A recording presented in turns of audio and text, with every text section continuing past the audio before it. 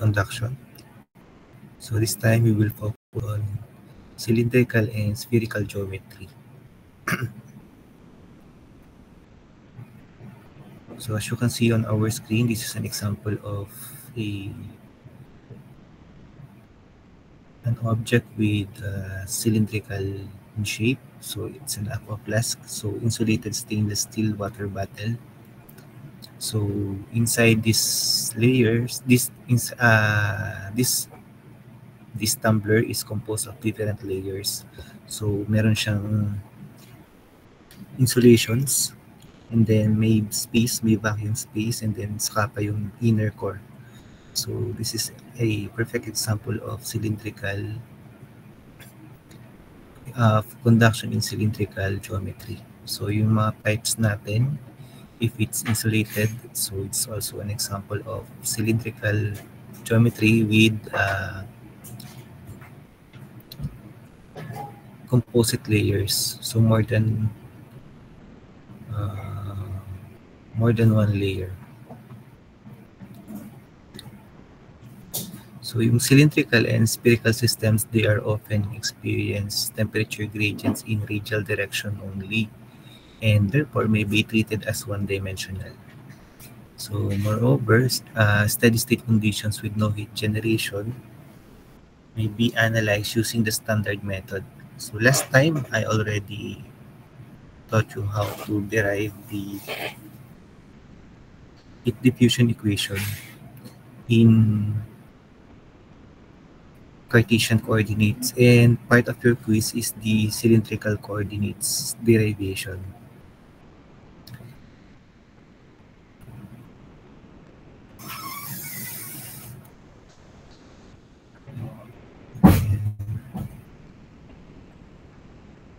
So for steady-state conditions with no heat generation, the appropriate form for the heat equation is this. Ito yung ating heat diffusion equation. So i-apply nyo lang yung energy balance, and then ma-derive nyo yung heat diffusion equation. So kapag one-dimensional lang tayo, so radial direction lang yung consider natin. So mawawala yung ating phi, z, at saka yun, yung phi, z, at saka yung ating q, tsaka yung energy stored. So alisin nyo lang itong equation in phi coordinates and z coordinates, tsaka wala tayong heat generation and energy stored. So ito yung magiging equation nyo ng heat conduction using when steady state conditions with no heat generation. So simplifying this, yung K natin is treated as variable. The physical significance of this result become evident. We consider the appropriate Fourier's law. So the rate at which energy is conducted across any cylindrical surface in the solid may be expressed as Ka dt over dr. So yung area natin is surface area, which is 2 pi rl or pi dl times dt over dr. So radial direction yung consider natin. So same lang sa Cartesian coordinates. So dito nga lang radial yung direction.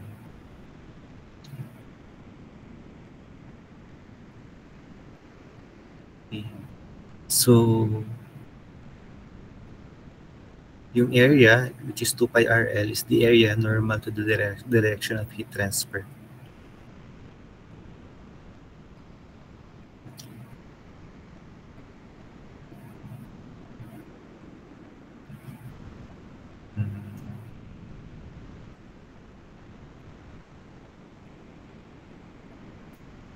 As you can see here, meron din tayong, since steady state, pwede tayong maglagay ng thermal circuit. Pwede tayong gumawa ng thermal circuit sa ating schematic diagram. So, meron tayong hot, let's say may hot fluid tayo inside the cylinder. Then matatransfer nyo yung heat dito. So let's say it's a hollow cylinder. Yan. So, may hot steam sa loob, hot fluid sa loob, and then meron siyang made siya of steel. Tapos meron siyang cold fluid sa labas. So, ilan yung circuit natin dito? So, meron tayo, mag-i-start siya sa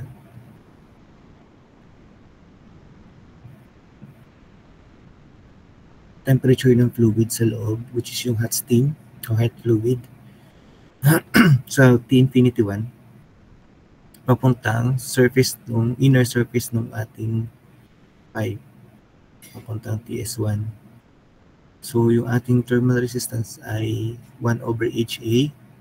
So, ang area natin is 2 pi RL.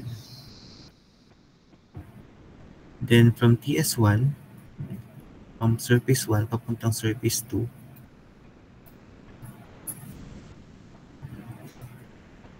ito naman ay conduction. So, ang formula natin for conduction ng thermal resistance for cylindrical is Ln R2 over R1 over 2 pi KL. So, tatandaan nyo yung formula. Ln R2 over R1 over 2 pi KL.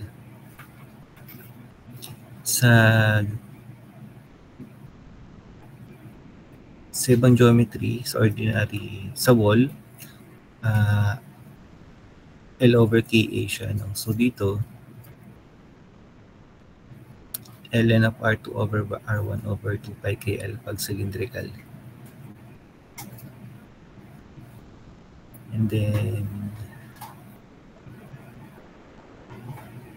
from surface 2, yung outside surface, papuntang, dahil meron tayong cold fluid moving, so matatransfer yung heat papunta dito sa cold air. So, meron tayong convection which is 1 over HA.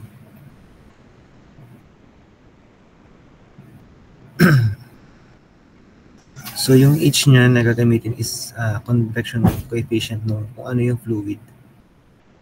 So, kaya magkaiba to yung iba yung convection ng coefficient ng fluid sa loob at saka iba din yung sa labas. Yan. Okay?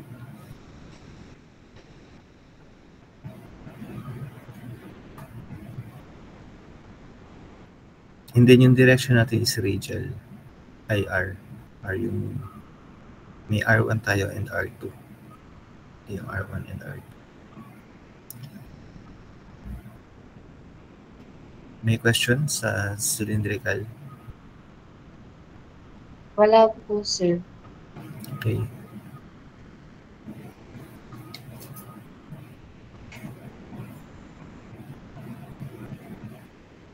So assuming the value of K to be constant, so we can integrate twice this equation. So yung equation natin.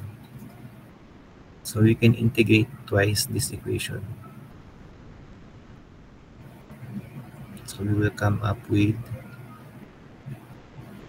T of R equals C1 ln of R plus C2.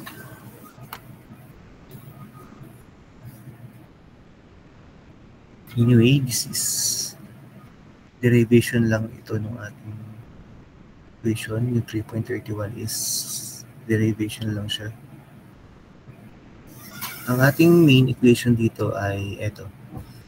So, using Fourier's law, we have ang formula natin is Ka delta T over L. Tama. Ka delta T over L.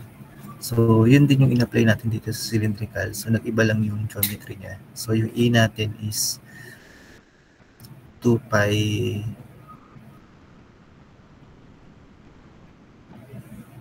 L. And then,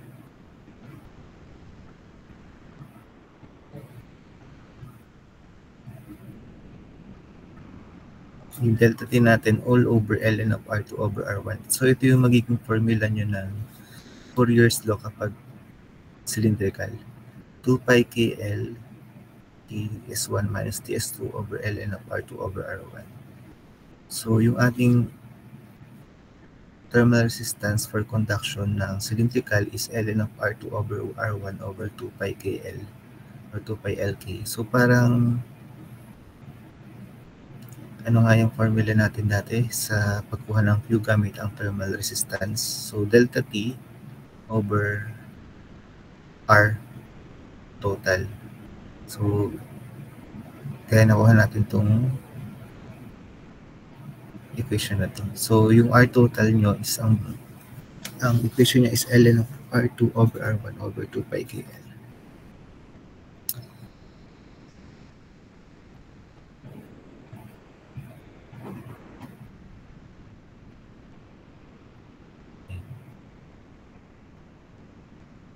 So Q equals delta T over R total.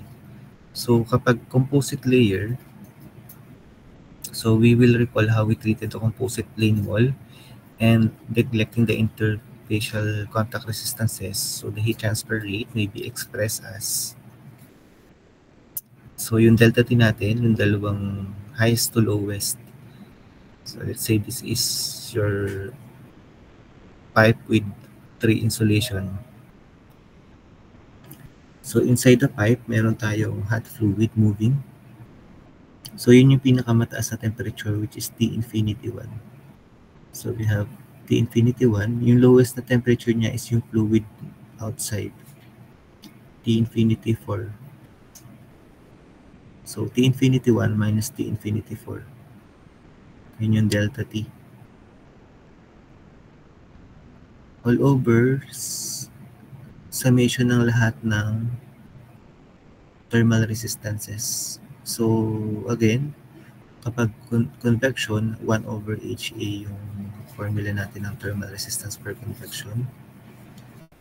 So in this case, we have surface area ng cylinder is 2 pi R L times multiplied by yung convection coefficient. So sa dalawang dulo, merong fluid. So may convection tayo dito. So, yung una is yung fluid na nasa loob, which is hot fluid.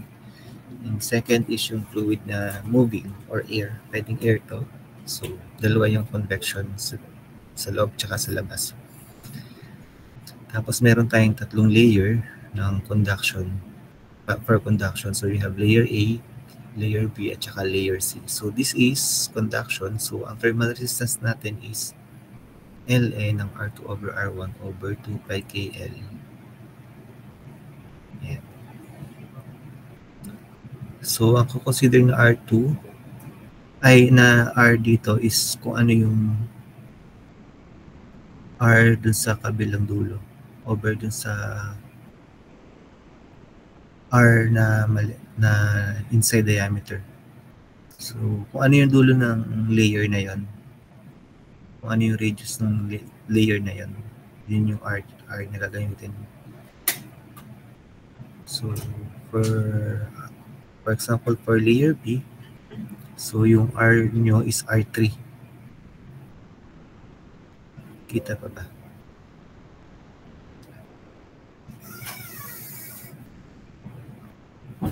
Yan, R3. R3 over R2. So kapag layer C, ang gagamitin nyo ay wala yung R4. Ay, ito pala. R4 over R3 kapag layer C.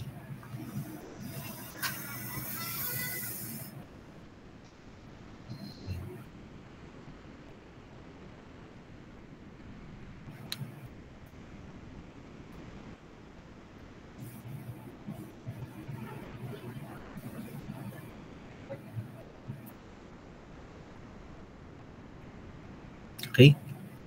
So, yan. Ito yung formula natin ng Q, delta T over R total. So, equal siya sa UA delta T. So, ang U natin, yan. So, ang formula ng U is 1 over, ano ang formula ng U? 1 over R total times area. 1 over R total times area. So,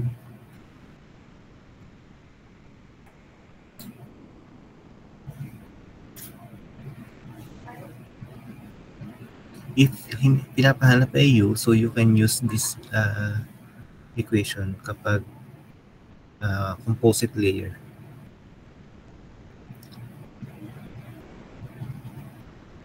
So as you can see, we have dalawang convection. So 1/h1 tsaka 1/h4.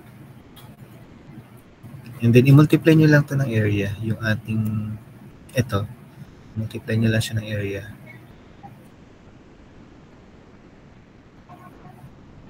Okay.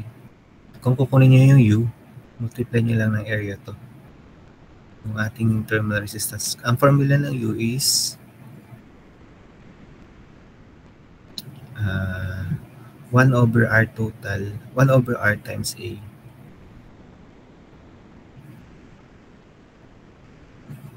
So, summation ng R total raised to the -1. So, yun yung formula yun yung UA natin, U times area. So, yung U, equal siya sa R total over area. Yan. So, pag hinahanap lang naman yung U,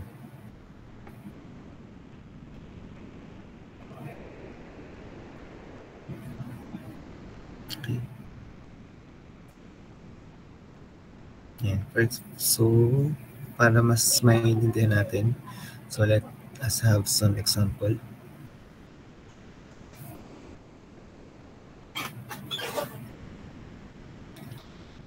Compare the heat loss from an insulated and uninsulated copper pipe under the following conditions.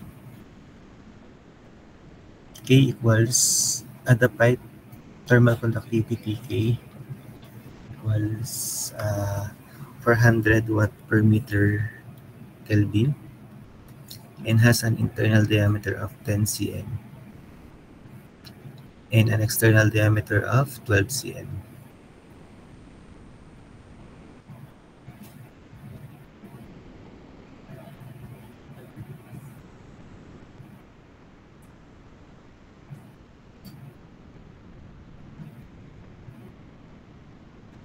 So saturated steam flows inside the pipe at 110 degrees Celsius and an external diameter of and the pipe is located at in a space at 30 degrees Celsius, and the heat transfer coefficient on its outer surface is estimated to be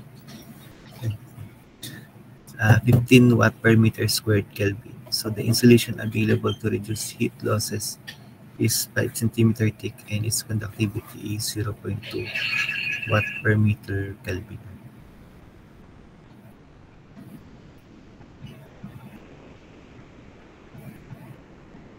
Yan. So as you can see on the figure, meron tayong insulated tsaka uninsulated copper pipe.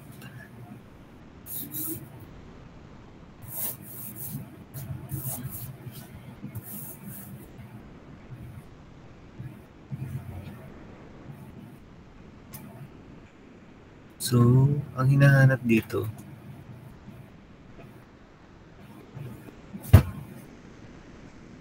i-compare natin yung heat loss from insulated tsaka uninsulated pipe.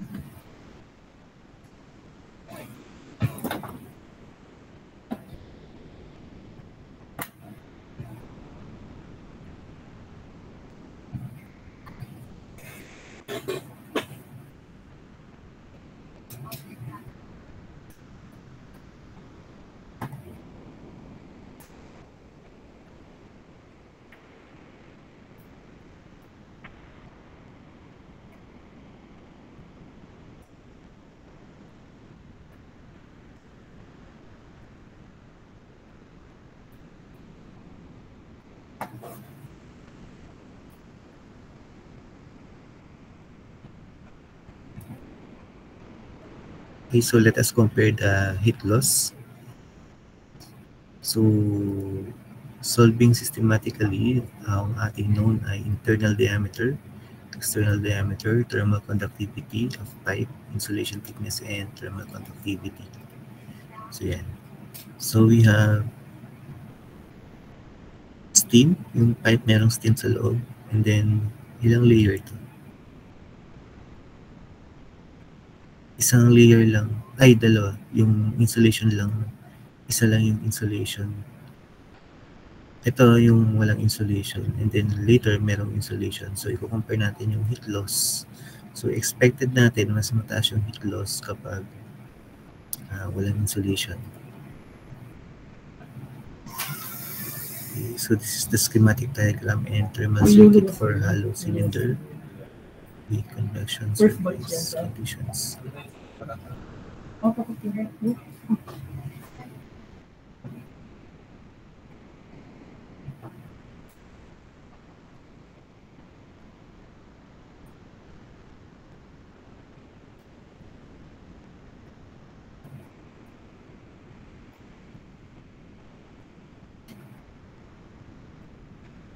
Okay, so yung steam natin is 110 degrees Celsius, and then may air tayo na 30 degrees Celsius.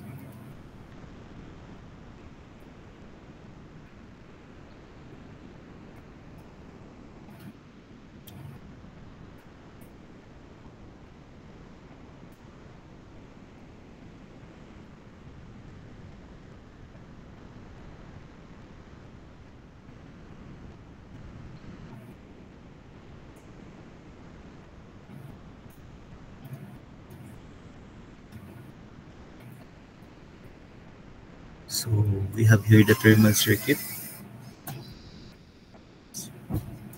So we have yung unang thermal circuit natin is yung sa steam. Yung unang thermal resistance natin is from temperature ng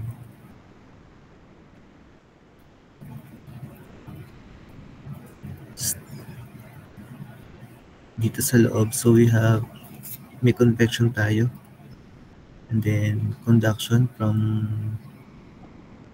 inside to outside diameter ng ating pipe, and then convection ulit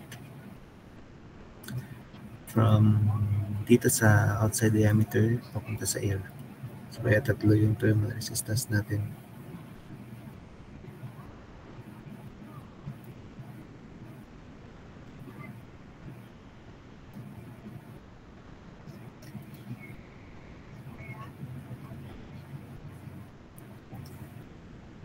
Ang given na diameter ng pipe ay radius pala to, 5 cm. Yan. Ito yung internal diameter. Ito yung internal radius na 5 cm. And then, outside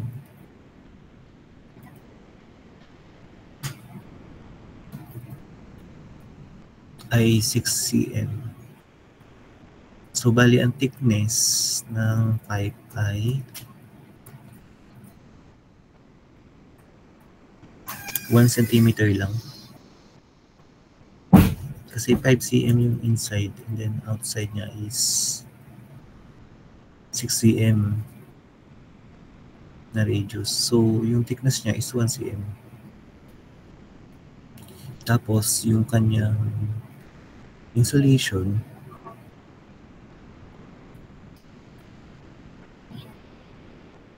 kung merong insulation ay 5 cm yung thickness. So, magiging outside radius kapag may insulation ay 6 cm plus 5 cm. So, 11 cm. Pag wala, ay 6 cm lang yung radius.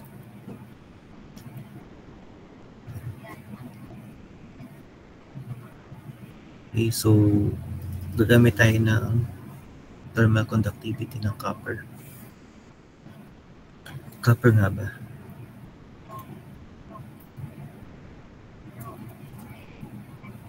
Yes, copper. So, ang copper, may 400 siya na thermal conductivity. 399 watt per meter Kelvin. Yung BTU is 231 BTU per hour per feet degree Fahrenheit. So, we will use this value.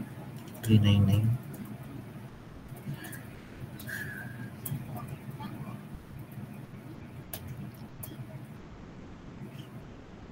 Okay, so the uninsulated pipe is depicted by the system in this figure, figure kanina. So the heat loss per length is therefore Q over L. So pag Q over L, ibig sabihin heat loss per length or Q prime. So equivalent siya sa delta T over R total. So delta T over R total. Yun yung formula natin ng Q. Ngayon, so meron tayong delta T. So given yung delta T, Ts minus T infinity. Tapos yung R total, summation siya ng R1 plus R2 plus R3.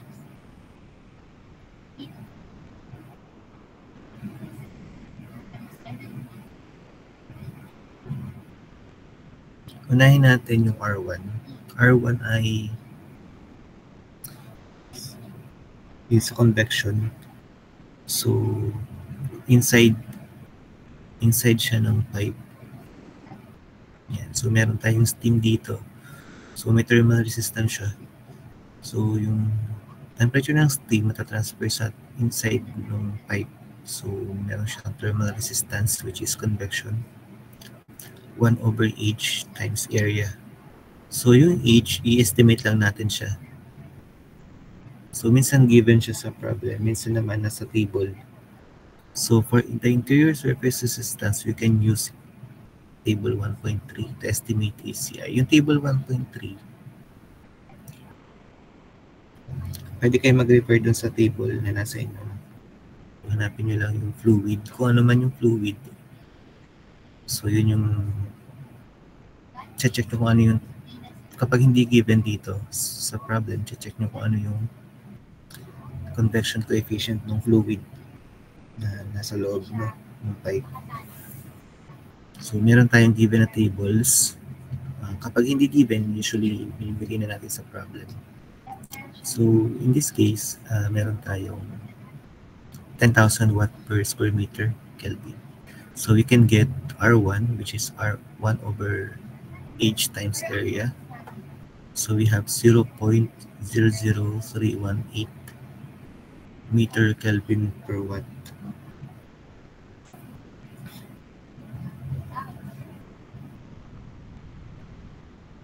Yun para sa R1. So okay na yung R1 natin. R2 is conduction.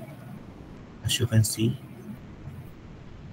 matatransfer yung heat from inside diameter papunta sa outside diameter. So may conduction tayo dito from T1 going to T2. So R2 is conduction. So ang formula natin kanina ng R is ln R2 over R1 over 2 pi Lk. So going back here, ang R2 natin is ln of RO or outside diameter over inside diameter radius. RO or outside radius pala over Ri or inside radius over 2 pi K pi.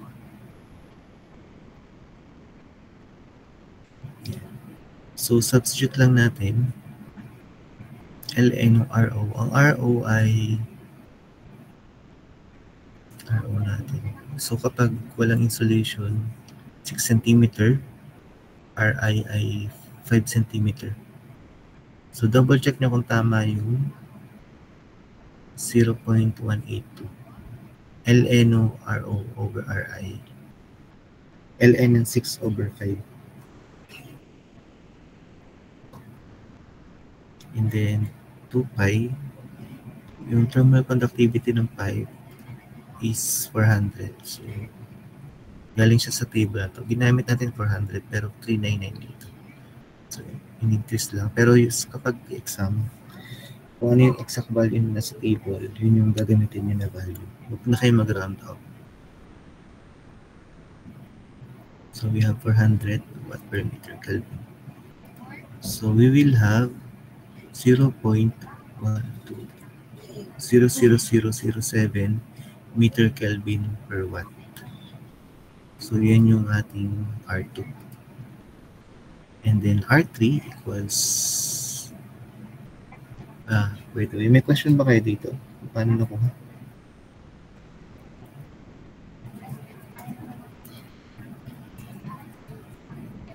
Wala. So, proceed tayo. R3 is convection pa din. So, meron tayong temperature ng surface at surface outside ng pipe. Matatransfer niya yung heat papunta sa air. So, we have convection here. So, yung R3 natin is thermal resistance from T2 going to T infinity or yung air.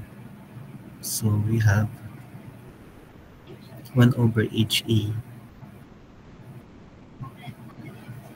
So, yung H ng air ay 15.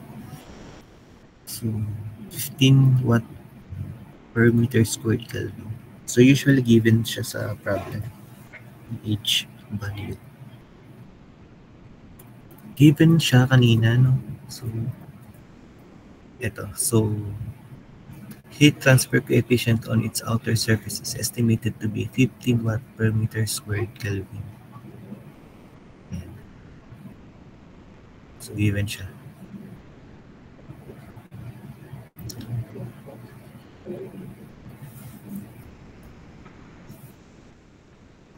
Okay, so this is our R1 plus R2 plus R3.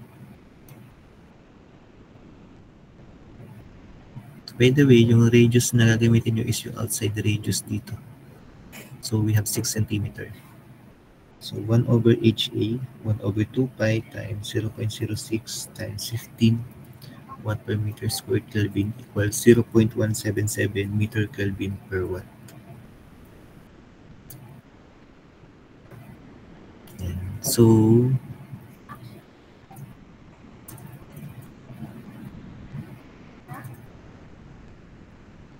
i-total nyo to, yung tatlo. Yun yung total.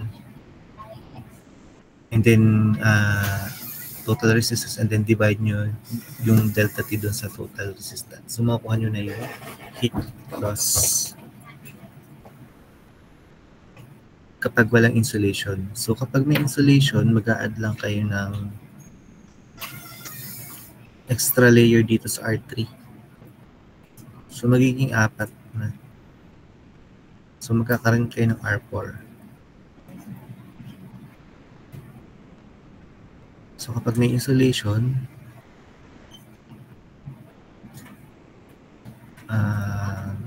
magkakaroon kayo ng R4. So, before nitong T2 to T infinity, magkakaroon kayo ng T2 to, let's say, T3. Dahil saka pala kayo magkakaroon ng T3 papuntang T infinity. So, magkakaroon kayo ng extra layer dito, extra thermal resistance dito. Okay. So, in case dito sa problem na to, so diba nakuha natin ay 452 watt per meter. Yun yung total ng uninsulated pipe na heat loss.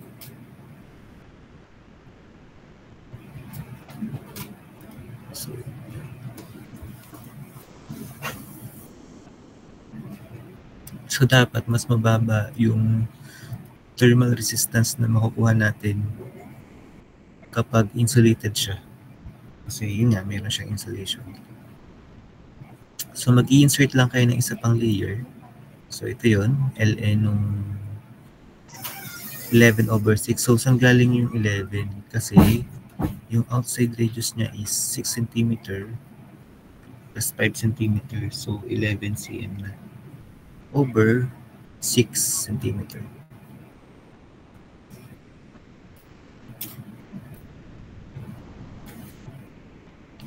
Yan.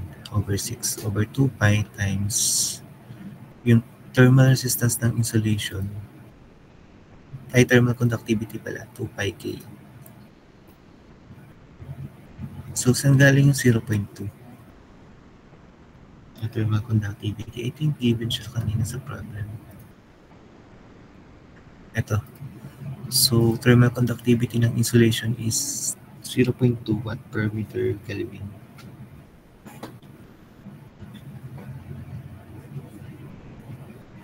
Yan. So, ito yung additional na thermal insulation.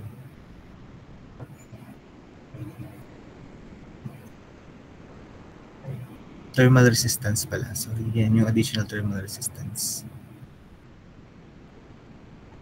And then, mag-iiba na yung outer convection resistance nyo. No? So, kasi, nag-iba na yung diameter. Nga tama. So, kanina, ang diameter na consider natin is 6 cm. Ngayon, 11 na. Kasi may insulation. Kanina, ito yung outside diameter na consider. Ngayon, 11 eh. Consider natin.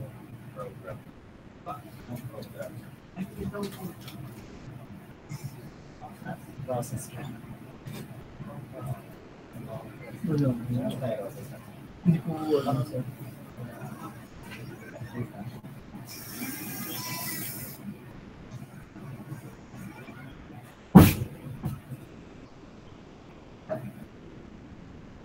Okay, so yun, 11 cm na yung consider natin. So you will get this thermal resistance for that. So ito total natin, kunin natin yung thermal resistance nung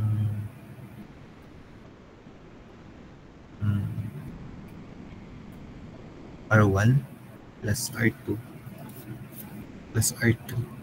Ay, yung R3 papalitan natin. So R1 plus R2 plus yung R4 at R0. So we will get 138 watt per meter.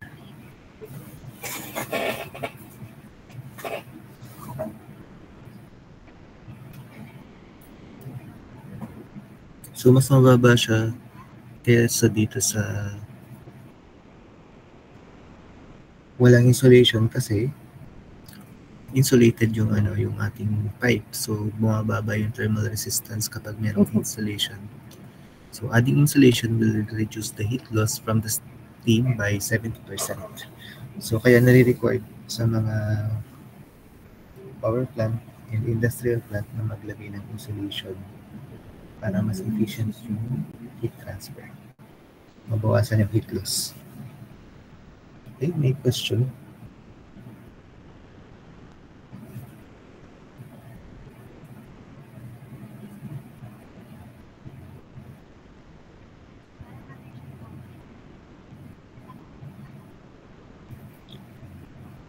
Okay. So, yeah, pwede nyo isolve to example number 3 sa later, no? So, pag nabigay ko itong module, so pwede kayo mag-practice sa bahay. And yung module na hard copy, may mga examples tayo doon regarding this topic. So, pakisagutan ng mga exercises nandun.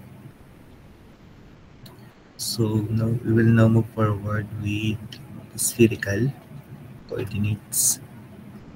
So, usually, ang application niya is yung mga figure na spherical, like yung sa spherical tanks.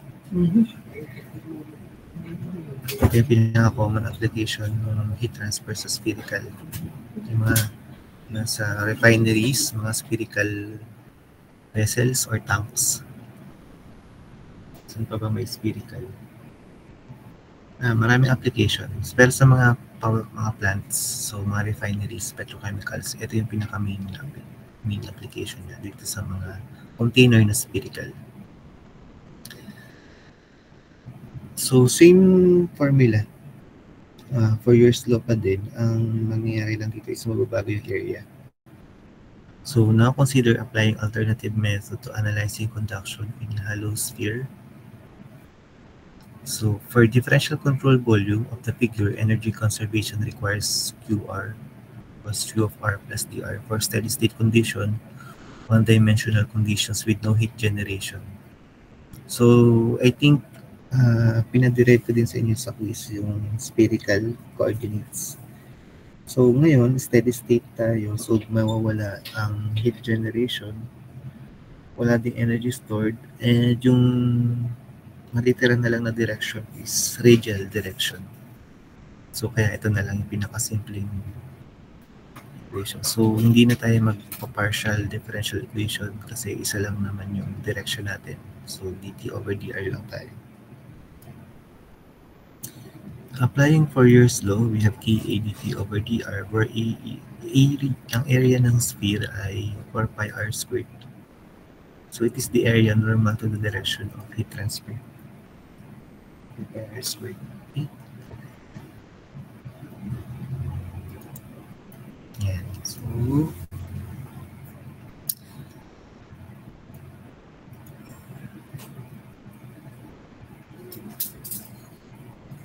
ito yung figure natin.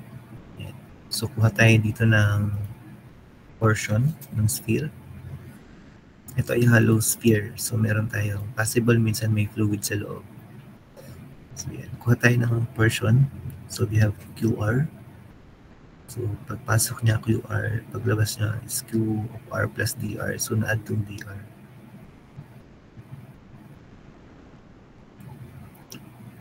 So, acknowledging that QR is constant, independent of R.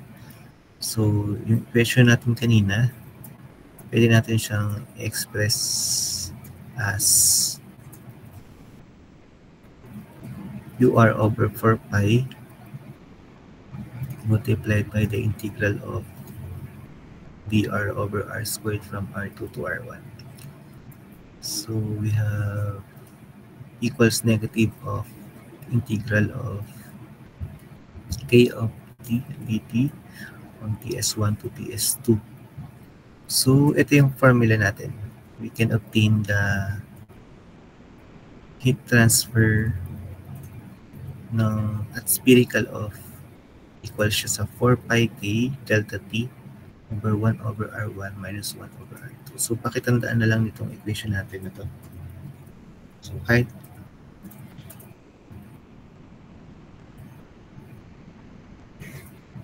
yan, basta tandaan nyo lang itong equation 3.4. Ito yung gamit na equation. So, we have 4 pi k ts1 minus ts2. Yung ts1 is temperature ng inner surface. ts2 is temperature ng outside surface.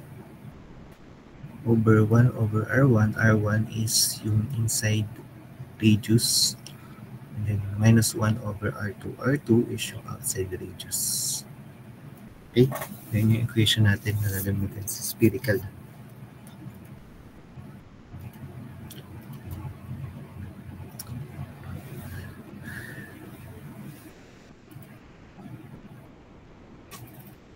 So, remembering that the thermal resistance is defined as the temperature difference divided by the heat transfer rate, so we can obtain RT ng conduction at spherical equals 1 over 4 pi k times 1 over r1 minus 1 over r2.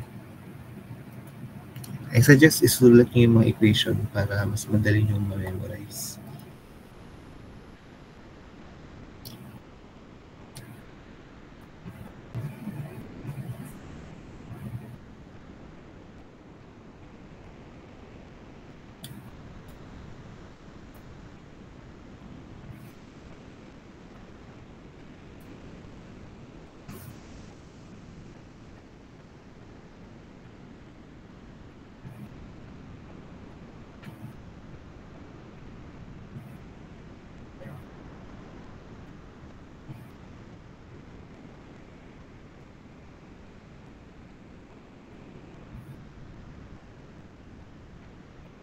Okay, so ito yung ating equation ng thermal resistance for conduction ng spherical. So kapag naman convection, so mababago lang ay area. Ang area na gagamitin ay 4 pi r squared kapag spherical. For example,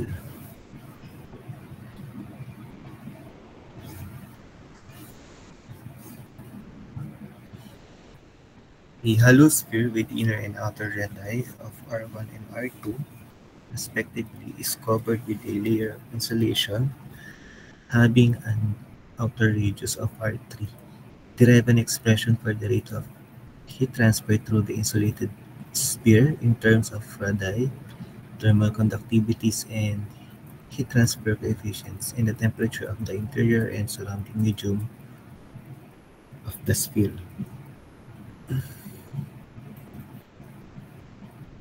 So may hollow sphere daw with outer radii and inner radius. Outer radius, inner radius.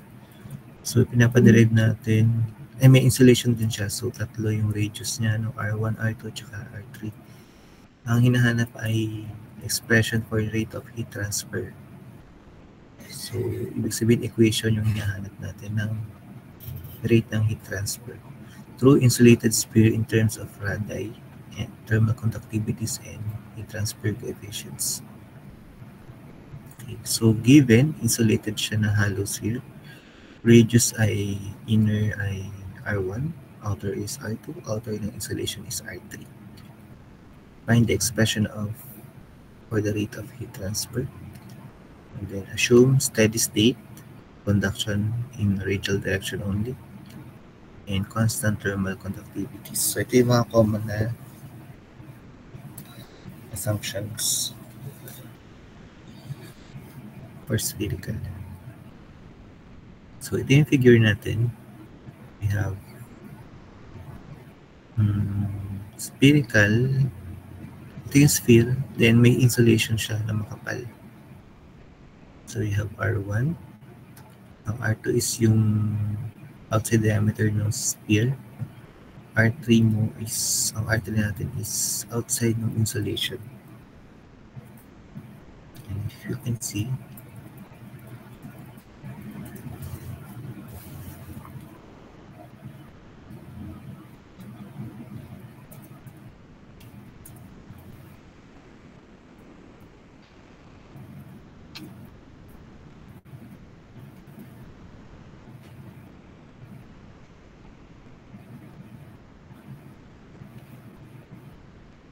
yan.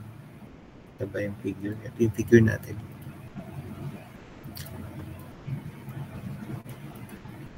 So ngayon, unahin muna natin yung mga parameters. So K12 is thermal conductivity of the sphere. So kaya 1, 2 kasi from R1 going to R2. K of 2, 3 is thermal conductivity of insulation. So kaya 2, 3 is from R2 going to R3. Designation lang. So it's up to you kung ano yung gagamitin nyo na symbol kung saan kayo hindi malilito. So,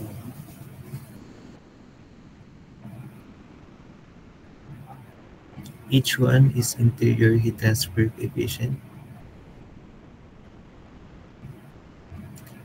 Each one, interior, yan, yung coefficient ng heat transfer coefficient ng fluid sa loob. H3 is exterior heat transfer coefficient. So yung fluid sa labas, H3. Convection heat transfer coefficient ng fluid sa labas, which is air, I think. So Ti is temperature of the interior medium. And To is temperature of exterior medium. Pwedeng steam, temperature ng steam yung Ti. To is temperature ng air. So, ibig sabihin, yung highest natin na temperature ay Ti. So, we have Ti. Here, dun sa thermal resistance circuit natin. To is yung lowest. So, we have here To. Then, we have 4 na thermal resistances. So, thermal resistance for convection. Yung fluid sa loob. May transfer niya yung heat dun sa inside diameter ng sphere. Yung second na thermal resistance natin is yung conduction from inside diameter ng sphere going to outside diameter ng sphere. Then, from outside diameter ng sphere, so we have here, papuntang insulation, Tapos, from insulation, matatransfer yung heat going to air or outside fluid. So, RC2. Hindi ko lang nalagay ng ano to. RC2 yung huli, yung label.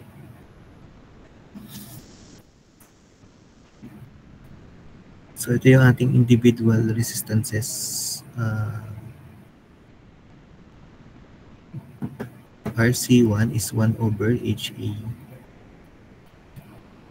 So, ang area natin ay 4 pi r squared para sa spherical. So, 1 over H1 times 4 pi r squared times L. Okay? Yan yung ating RC1. Convection. Tapos, yung tinuro ko kanina na conduction, ito yun, RK12 is R2 minus R1 over 4 pi K R2 R1. So, yung kanina, ito ba yan? Ito yan. So, sinimplify lang natin yan. Ito rin yung gagamitin. So, pwedeng i-simplify nyo. Gawin yung R1, R2.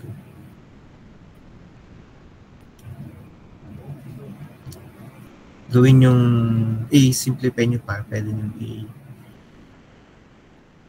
pero ito, pwedeng ito directly na ito na lang yung gamitin. Pwede rin ganito. And so, kinuha natin yung LCM. So, we have 4 pi K 1 to R2 over R1. So, R2 minus R1 yung numerator natin. So, same siya sa R23, RK23. So, and then yung last na thermal resistance is convection again. So, we have 1 over HA. So, we have 1 over H3 times 4 pi R squared, yun yung area. Times length, L, or radius.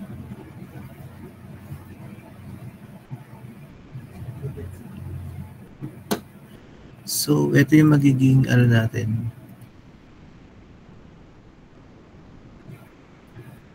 Yung magiging rate ng heat transfer natin. Ito yung hinahanap yung equation. So, we have Q equals delta T over R total. So, delta T over RC1 plus RK12 plus RK23 plus RC3. Apat na thermal resistance o doon natin i-divide yung delta T. So, i-substitute na natin yung value ng RC1, RK12, RK23, RK3. So, we have 1 over 4 pi over 1 over, nilabas natin yung 4 pi. So, ano na lang siya, 1 over R squared H1 plus R2 minus R1 over K R2 R1 plus R2 minus R3 minus R2 K R2 3 R3 R2 plus 1 over yung sa convection. So, lagyan natin yung 4 sa taas. So, we have 4 pi delta T over ito. Ito na yung pinaka-simplified equation. May question? Paano na-derive yung thermal resistance sa spherical?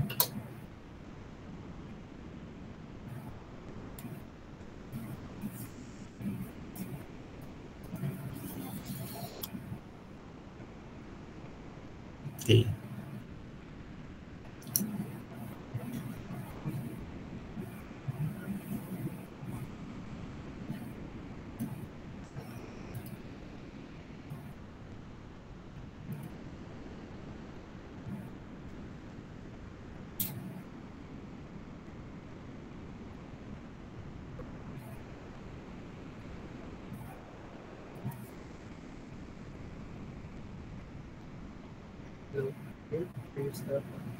So you can try this example.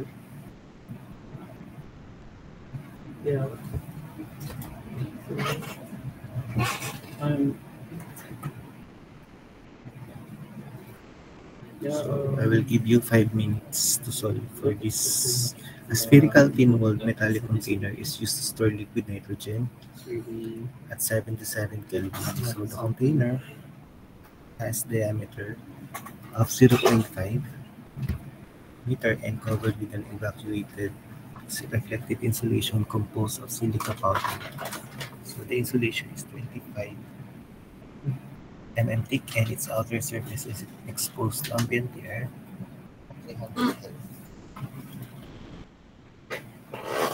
The convection coefficient is known to be 21 per meter squared Kelvin. The latent heat of vaporization and the density of liquid nitrogen are 2 times 105 joule per Kelvin and 804 kilogram per meter respectively. What is the rate of heat transfer to the liquid nitrogen? And what is the rate of liquid boil off?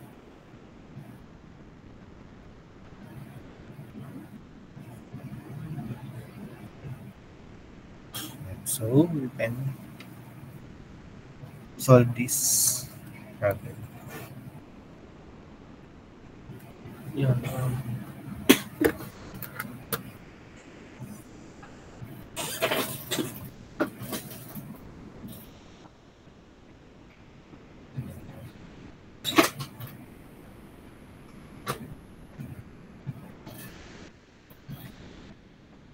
yeah,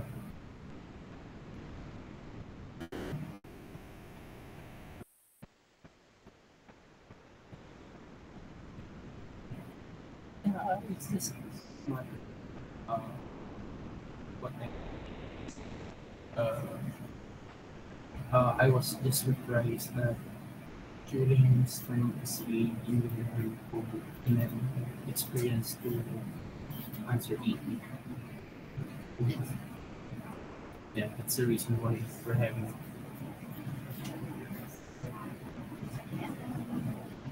me, Geo, and Ito before. All these speakers are being legacy studies.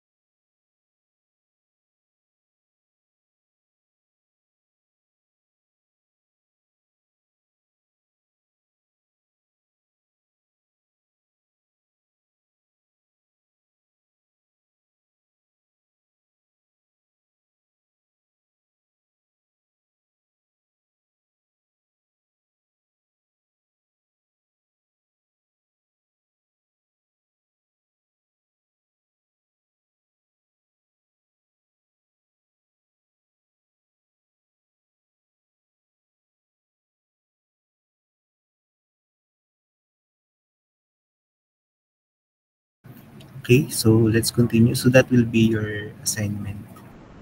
Yeah. So we will proceed now with our next topic. Yeah. NG. Before that, let us summarize what we have discussed. So we have in table 3.3, we have one-dimensional steady-state solutions to heat equations with no generation. So for your convenience, I summarized here the Would be surprised. equations. So we have for plane wall, cylindrical wall, and spherical wall. So we have heat equations are also here. This is heat equation and then temperature distribution. So we have heat flux and then heat rate and then thermal resistances. So yeah, you can use this table for you if you are solving some problem sets.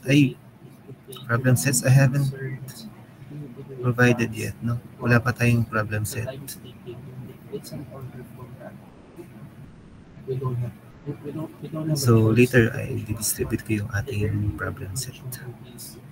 The higher the chance that they just run this meetings, they run this NG. Because those kind. Oh.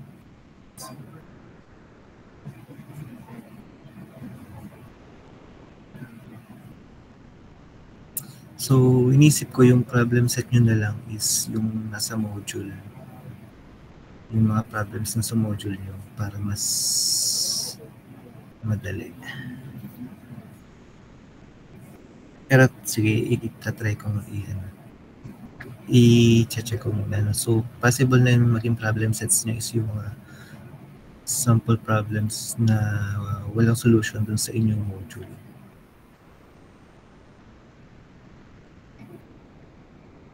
Para konti lang.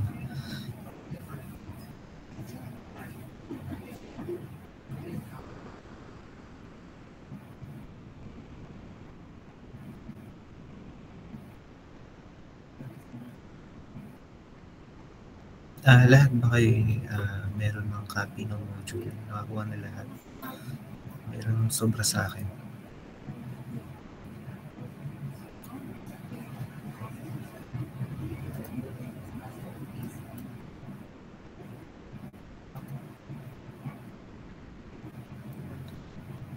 So, hindi naman siya mandatory, pero magagamit niyo siya. So, very useful. Okay, so...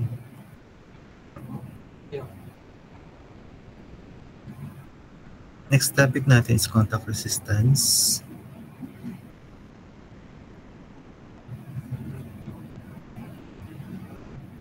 So, aside from thermal resistance, meron din tayong tinatawag na contact resistance.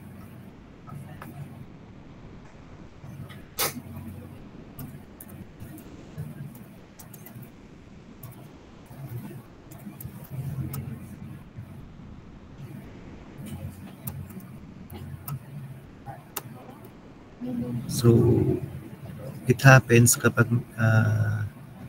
let's say, merong gap, yung halimbawa, merong materials, halimbawa concrete, for example, in a concrete. So, there are some parts of the concrete that are not properly, how do you call this? So, may mga gaps dun sa, kapag merong gaps, so nagkakaroon tayo ng contact resistance. So, ang tawag natin is thermal contact resistance. For example, in this let's say this is the composite layers, layer A and layer B. So, if we will look closer in this figure, so we can see that there are some imperfections here. There are gaps. So we call it thermal contact resistance. So although neglected until now, it is important to recognize that in composite systems, temperature drop across the interface between materials may be appreciable. So these temperature changes is attributed to what is known as the thermal contact resistance. So this effect is shown in this figure. So we can still For unit area of the interface, the resistance is defined as delta T over Q. So parang thermal resistance lang din. So delta T over Q. So we have a temperature drop due to thermal contact resistance. But you know, So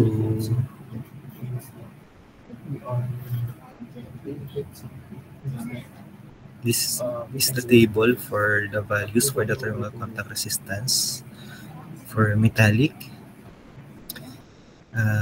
aluminum, and metallic and aluminum surfaces, and interfacial fluid. So yan, ito yung mga thermal resistance value. So ang unit natin is same unit nung resistance, which is meter squared Kelvin per watt. Okay? Yan, ito yung mga materials, sample materials, and then sample thermal resistance value.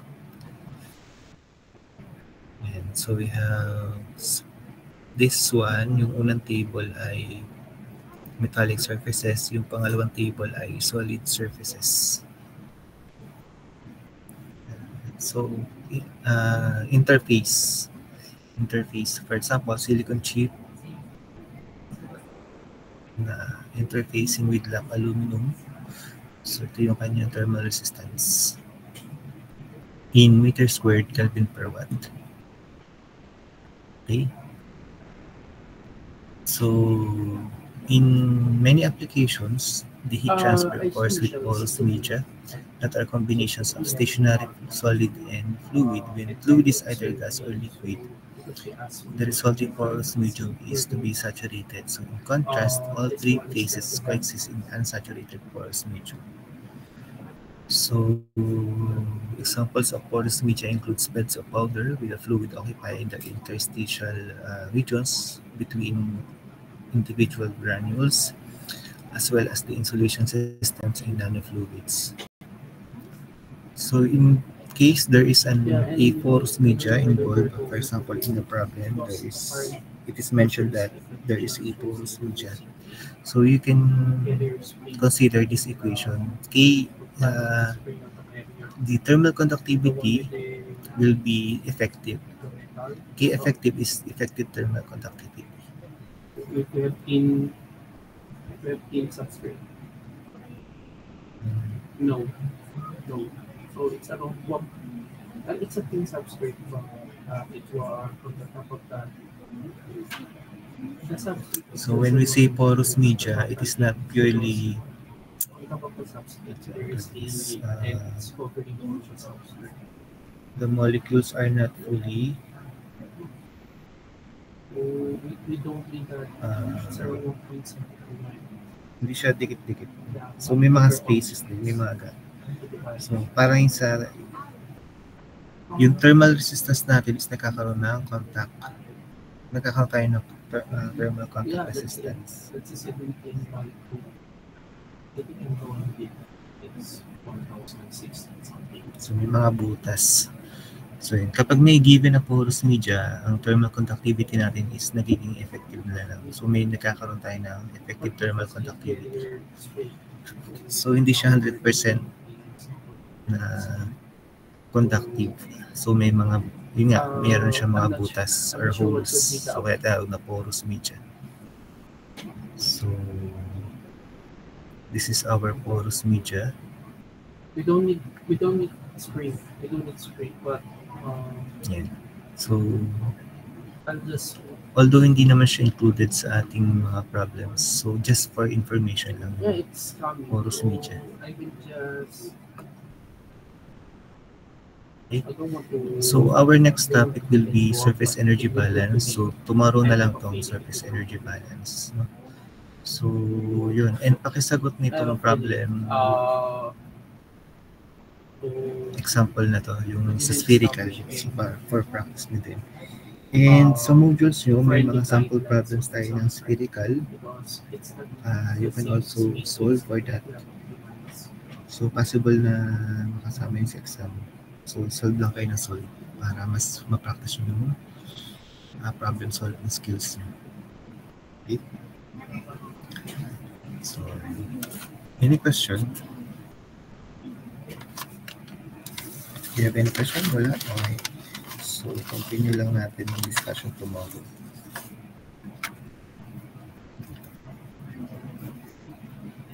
Yeah, it's like there's plastic things, right?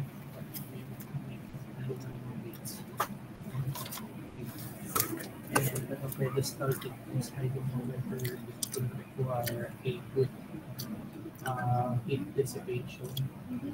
So, Okay, thank you.